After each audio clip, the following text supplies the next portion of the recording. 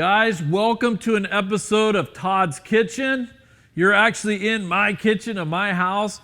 Of course, we have Big Tom Filarowski, the butcher, but we have a special guest, Wagyu Jason from Mason Hill Cattle. Why do they call you Wagyu Jason? Because I know the Wagyu beef. It's my lifeline. How? We're raising them. We start with the breed and the genetic we want. We build it into a finished animal that puts out a product like this, Todd. It's top notch. So the only place that I've had really a Wagyu was in New York, and it was about $200 for that steak. What makes it special? Why would the average guy go out and try to buy any of this beef? Well, let's look at the price tag first. It's rare. That's why it's so expensive for you. We're trying to combat that with direct-to-consumer shipments. Okay. So you can order it online, ship it to your door, we reduce some cost. As far as quality-wise, flavor in your mouth is what you're after. Right. It's umami, Todd. It's a new thing for you. It's a flavor profile you've never had before. Umami. Yep, yep. All right, that's weird. Hey, so is that a Japanese word? It is. Okay. You hear about Kobe beef, right? Since we're talking about Japan. Okay, what's the difference between Kobe and Wagyu and all this myth between the two? Or is it the same?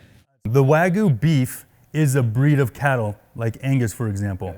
Okay. Kobe is a province in Japan. Okay. In Japan, if they raise the entire animal's lifetime in Kobe, Japan, they can call it Kobe beef, which would then put a huge price tag on it because it's very rare. It's a small piece of land. But really, it's all Wagyu. It's all Wagyu. Okay. It's all Wagyu. Okay. And then you get into your farming practices. Okay, so if we have a natural beef that we have already the best genetics that we can find, then we're gonna look at, I brought a nutritionist in and came in and analyzed our animal health. And he looked at it and he thought, man, I don't know if you know this or not, but if we do like a blood test, we can figure out if it's deficient in anything. And I said, well, why would it be deficient? Well, if it's just grass-fed, it might not be getting all the minerals it needs. So you're wait a minute, because you're gonna piss a lot of people off. They think, oh, we got grass-fed beef.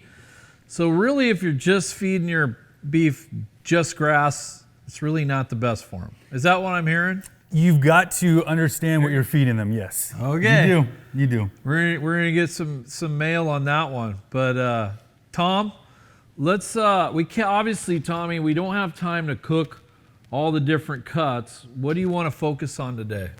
Jason, why don't you introduce what you have up here? Well, what we brought was more of the common cuts, if you will. So the first and probably my best steak that I like to chew on is the New York steak.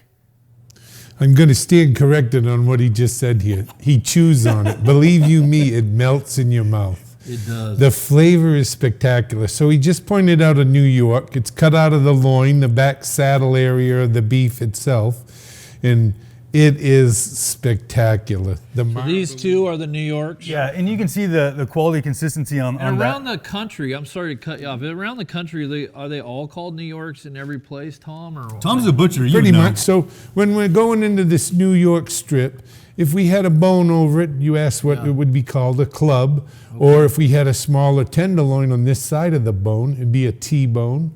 If the tenderloin diameter was larger, which ordinarily is the first three cuts in the strip, it would be called a porterhouse steak. That's why they call you the butcher, Tom.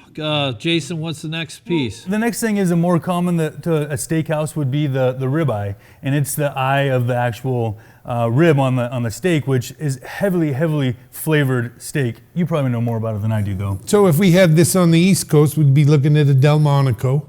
The flavor is stupendous. I'm sure that at Christmas, many families are going to have this medium rare as a roast. Mm-hmm. That right there, it is a spectacular steak, flavor-wise and all. Another one that I'd like to point out would be the filet mignon or the tenderloin. That's the baseball cut there. Yeah, I mean that's fork tender. I mean you just hit it right on the head. So look at the thickness, the marbling throughout.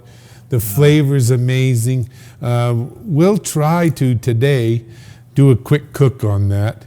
And I think you got a treat for Now, what do we got here? Well, I want to talk a little bit about this one, Todd. It looks like bacon. It is bacon. It is bacon, but it's not pork bacon. This is actual Wagyu beef bacon. There's not a lot of butchers and ranches that can produce the quality to cure it and then smoke it and make really good bacon, So are but this people is really loving this? they are. You know, it's a good Wagyu bacon. Yeah. I've never even heard of and it. it's a pork alternative. You know, some people have issues with the pork. Well, it's all natural beef we have here, and it's a beef product, so then other people can have bacon with breakfast. And you know, beef bacon isn't unique, but this makes it unique in the fact that it's Wagyu. And Mason Hill Cattle is one of the very few that actually processes this. I encourage people to try that. They will love it. Yes. This is incredible. What's this big prehistoric thing sitting right here? What do we got here? Grab it like a man, Todd. It's All just right, like you this. do it. Look at this steak. I mean, this is the old tomahawk. We refer to it as a cowboy cut. Just again, it's similar to the ribeye that we talked about there. This is just a 2.5 pounds of really good Guys, steak. we got a tomahawk, we got 2 New Yorks, and we got a beautiful ribeye. Big Tom, how are we going to cook these? Well, we're going to start off with the tomahawk. Okay. And we're going to bring it out to the smoker. It's a beautiful steak. Put a good light smoke onto it. Bring it back here in the kitchen, and we are going to sear it. And then once this is seared on both sides, the most important part that I can tell anyone out there is the fact that we're going to let this cut rest. What do you mean by letting it rest? Well, you let a beef portion rest in the fact that it's going to keep the juices within the meat when we cut it. If you let a piece of beef as beautiful as this and you were to cut right into it, your juices are going to fly all over your surface. You let a piece of beef rest, it keeps that moisture within the muscle tissue itself. Okay. It's going to be a spectacular Dude, eating. that's an awesome tip for everybody at home. That is pretty awesome. All right, buddy, show me how to do it. Oh, Todd, look at this steak.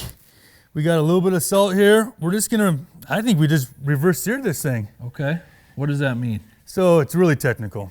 We're gonna put it in the smoker for a while. We're gonna take it out of the smoker and we're gonna sear And it then on a you're flat gonna top. sear it. So you're calling it a reverse sear. Yeah, it's a process. Typically it'd be done like in the oven or something. We're doing the barbecue today. I mean, look at this tomahawk. This is like some of our prime beef. We're just gonna put it right in there. There's no What do you sizzle. try to do? You like try to center it? Yeah, in the barbecue, it's very even temperature. It's wood pellet barbecue, so it's infusing wood like any smoker would. Right. It's a low temperature, that's why there's no sizzle. Okay. All we're gonna do is we're gonna lightly salt this thing. A little bit of salt. Yeah, we're gonna salt it again after we sear it, but for this step, we're gonna just salt that side, probably flip it over, salt the other side. We're gonna go with just a little bit of salt here.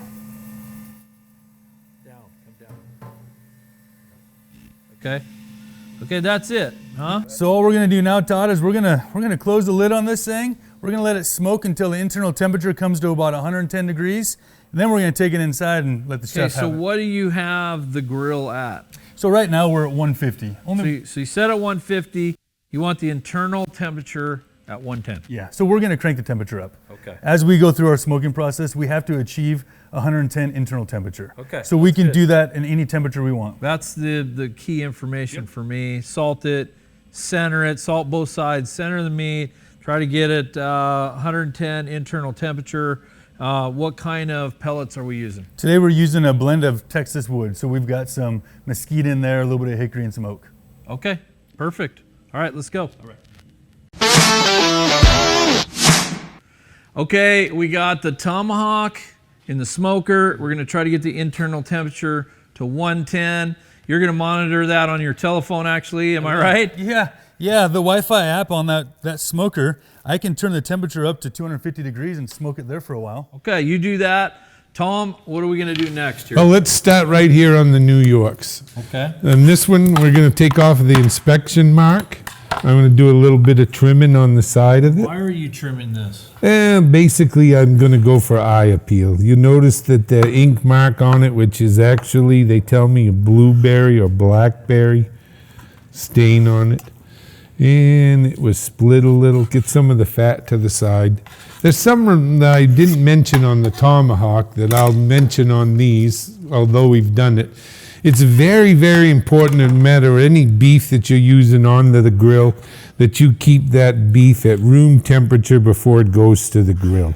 Why? And it has to do with the doneness of the steak. You'll have an even cook time. Yeah. You'll get the just the way you want it. You want it medium rare, it'll be medium rare. But if you start with a refrigerated, ice cold steak, it's going to be a lot harder for you to actually prepare what? it to I the think a lot of doneness that you want. Big Tom, I think a lot of people make that mistake. I know I have done that. I've done it with ground beef. And here's a visual. If you look at the meat that's been resting at room temperature, it's got a bloom to it. It's actually got a little glisten to it. That's actually what you want. And what he's saying is it'll cook it evenly all the way through once it's at temperature. And this is a visual that you could tell. Good tip, guys. That's a good tip. Now what, Tommy? I need to reach over there and grab that salt shaker. Right there. You got that one. We'll use, yep. Okay. I'm going to just season these steaks with simple salt. We're not putting garlic. You can do that, of course. I'm not seeing any like special rubs and none of this. And they're available out there, but I want everyone today to really focus on the flavor of this exceptional breed of beef, which is this Wagyu beef. Well, like your salt is a great compliment to the quality of beef, but things burn. If you put garlic on there, you put that on a griddle or something, it's just gonna char and make it bitter. So you're 100% right. You're a butcher, but you seem to be a pretty good cook too. Yeah, well, I can burn most anything. And it boils down to that. So let's get you guys to the side. I'm going to be moving those over there. Here we go. Heading right over to the grill. We're going to put some nice hash marks on them. Thank you, Jason, for those tongs. Yep. Okay, just lay them right on there. And this is quick. This isn't, we're not doing this for actual cooking of it. It's more of a look on it. When we get those cross hatches on there and then move it to the broiler, you're going to say, whoa, we're eating at the Drake in Chicago. Actually, Todd's Kitchen. Appropriately named Todd's Kitchen. Todd's Kitchen's getting a smoke job. Right here in the home. If someone would show me how to run the hood, that might help us. And then just the kitchen will be getting the kitchen. This griddle you're using is just amazing. It looks like you have a flat top next to it, but that's a pretty nice tool. I think we'll go ahead and do our sear on there, and We'll get the sear going. You can see that it's coming right up very quickly. We've had it preheated. There's a nice grill mark on it. We'll get a cross hatch on it, as they say. I don't even know what momentarily. crosshatch means. It's just putting the lines on there, put a little bit of cook on there, Tom. What is it? It's like hashtag. We're You're hashtagging it. hashtagging the steak. Why don't we just rename it? We'll just call it. We're hashtagging our beef. Wagyu hashtag. Yeah. And again, I want people to notice the marbling in this New York. It is exceptional. Bringing up the proteins and The great thing about this is we put so much emphasis on the quality of it. A lot of viewers at home might not realize this, but this is a really healthy beef. You know, there's been this stigma of red meat's not good for you. And that's probably true in a lot of aspects, but with the Wagyu beef, it's the monosaturated fat versus the fat ratio is in your favor. It's probably some of the best beef you're gonna find out there as far as quality goes, but also health benefits. yeah. There we go. Sear marks are looking good there, Tom. They're coming there. They're coming. And you can see that one end of the griddle is a little hotter than the other. So it's going fast. Get out the fire extinguisher. There you go, hashtag Wagyu. Hashtag right there, guys. So that there is actually the crosshatch that we're looking for. Look at That's that. the It's perfect. crosshatch. It's like you see on TV. Just like So- uptown. Just like on TV. This And we're one's a little light. Blame it on the cook. But what we're looking at here also we is take one of those off and then we throw it up there on the front end there. you could, but you're caramelizing the outside of the beef here. So what you're doing is you're doing two things. You're caramelizing it, which is giving it an added flavor. The other thing that you're doing is you're searing in all those juices. So when we go and send this thing to the broiler, you've already got your grill marks, you've already got your seared outer edge. So then you're essentially just going to bake the inside to where it's going to come out to the exact temperature that you want. This is a great process. Maybe not everybody has a beautiful cast iron griddle like this in their home. If you don't, you could do it on a barbecue. You could also do it in many cooking devices. But the objective here is to sear it and then sear it So and then when we kind of bake it. were building the house, we went with Wolf, man, and they seem to be, the most cost effective with all the, we wanted the 60 plus inch. So Yeah. You've got yourself a great Okay. setup here, Todd. Okay. Here we go. Now we're going into the broiler. It's not just any old positions. I have the broiler on high. My product is about 3 to 4 inches from the element itself. We have it seared. We have the meat itself sealed. We're going to finish the cooking to about a rare to medium, Okay. right in there. And I'll say for about 5 minutes under the broiler. And you because said that once, thickness- but you're about 3-4 inches below The heating top element, yeah, uh-huh. And in broil, you're putting the heat down from the The top. heat's coming down from the top. And you right? won't flip those anytime? Not yet. Not Okay. yet. In about 5 minutes, I'll Okay. flip them for the first time. Okay. Cooking it its longest time there. Okay. And we'll flip it, and most likely, because of the thickness, I'll go about 3 minutes Okay. on the opposite side, maybe a little more. I'm not timing it as much as I'm going to feel the texture of the beef Right. itself. Okay. And that'll make for So that's one better good than, eating. because I mean, every oven, everything cooks differently in different times with the different. So, like, you go by touch. How do you know when it's done? Well, I'm telling you, I go by touching. I take my hand, I relax the muscles.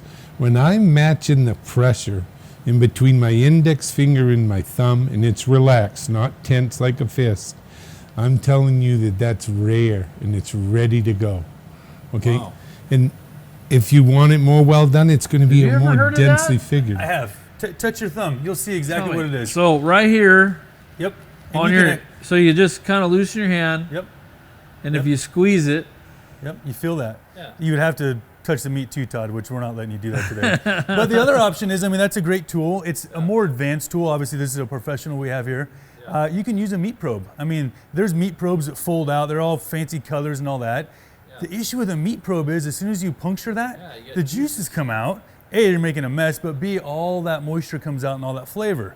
So they have small meat probes, and now they have wireless ones. We have them in the barbecues. You can, I mean, all over. I like your technique. It just takes some practice. Oh, we are talking perfection. Now, people will ask, how long do you let your beef rest? Well, if we cooked it for 5 minutes, we rest it for 5 minutes. Yeah, that's only because the temperature's so high. No burned fingers yet.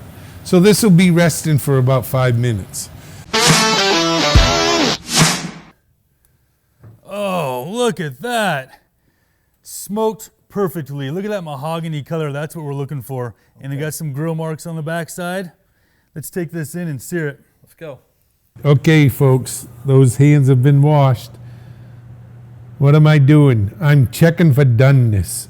And the reason is, at this point, we're not ruining a delicious steak. Now we know how long we have to sear it. Or, as they say, reverse sear. I want you to look at the color. I wish so much you could smell this, because that's a slice of heaven. In the barbecue world, though, you should also look at the color of the product. So the smoke infused smoke flavor, but it also changed the color of it, which is going to Okay. prove to you Right. that it's a smoked steak. This is going to be one of a kind, guys. This is going to be really, really good. Absolutely. All right, Tommy, do your magic. Here we go. Right onto the old Sierra-Rooney. Ho, ho, ho, ho. Look at that steak. That's a work of art in itself.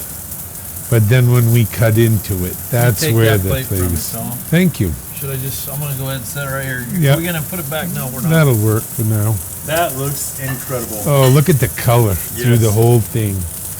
As you say, the mahogany, that's So a as work this of art. is sitting on the grill, Tom, what are you thinking? What's the temperature of this griddle? You think, what, 400? So we got the grill itself is very, very hot. And I seasoned it with a little bit of oil. We're gonna get a good glaze on the back of it. I'm about ready to flip it, just to get that sear on that side. You can see the fat itself folding back as it's cooking. And we're getting the final touches on it. In a minute, another very, very important factor is we're gonna let that bad boy rest. And I'm gonna eat a large portion of it, I might add.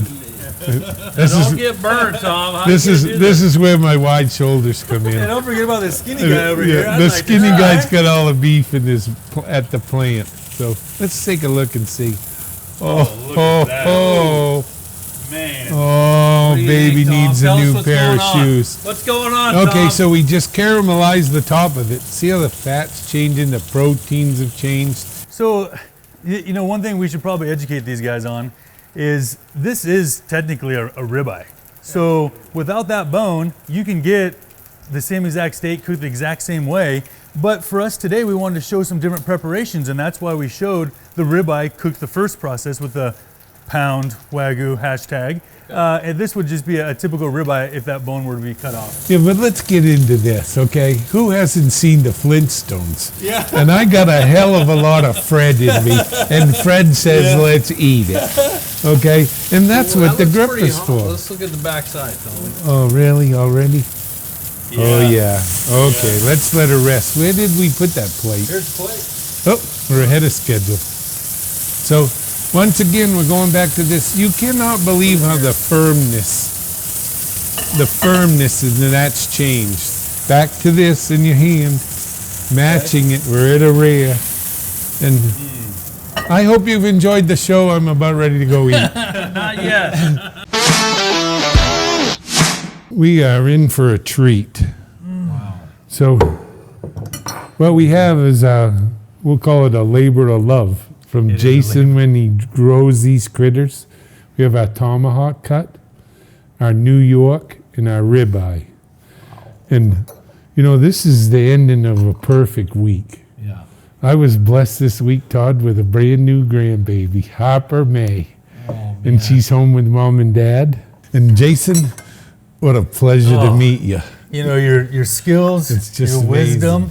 I can't say how much I appreciate everything that you guys have done today and going forward. I mean, from our family to all of our customers and to you guys, this has been incredible for us. You know, you're very successful in what you guys do and what you have done, and we continue to strive. I'm not putting any ages on anybody here or anything like that. Let's talk about the actual product and whatnot. But I couldn't be more happy and tickled. And you guys, I can't thank you enough. Thank you very much. Yeah, awesome. Vice versa. Tom, before you cut it and give us a couple pieces, you want to say a quick little prayer? You bet.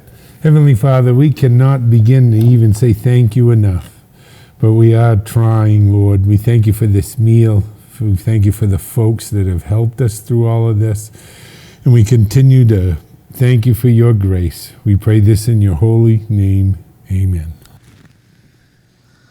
Tom, go ahead, man, and grab some meat there and cut into there, huh? Okay, twist my arm, baby. What is this, baby? The New York. So we're starting off with the New York. Whoa. Oh, yeah. Oh, look at that. Oh, folks. Oh, man. Look at that morsel. Oh. You know, there's something that I'd like everyone to notice. When you cut into a piece of Wagyu beef, you look at I'm almost going to call it pellicule, but it's the marbling that comes out in it. You know, simple language that we work with is they're flavor crystals. Like, for example, look at the one in the center of that Yeah, I cut see there. that. That is Right in the just, middle. that's the, Todd, do you remember umami? Yeah, the wordy This- umami. What does that mean? This is the, wait till you taste this, Todd. This is the flavor we're talking about. It's rich, it's buttery. Oh, it's like nothing you've ever had before. And so this was the crosshatched one that we broiled, and man, does it look wonderful. Now for the pièce de résistance. What do you want next? We're going to have to do ourselves a little Texas T-bone or cowboy tomahawk or, Okay. I wash my hands, Mom. Okay, there we go. I'm in trouble again. Okay, what now? So, Okay. So we could talk about this a little bit. The rib cap here. Yep. You could sell the rib cap, or you could do the rib eye separately if you wanted to. That but rib, this baby here. this is called the rib cap. This is a unbelievable. superior piece of meat, and I mean, Why it's gonna is that? Why is it so good? No, it's where It's the way God made it. Just shut up so we can eat. it's pretty wonderful. But we can also get these prepared where you could roll that rib cap up and have it as a steak on its own. You're kidding. Yeah, we try and give the consumer some options. But look at that. Look at that. I mean, Easy, oh slow, lordy, does that look We good? got it. Oh man. Yeah, give me a piece.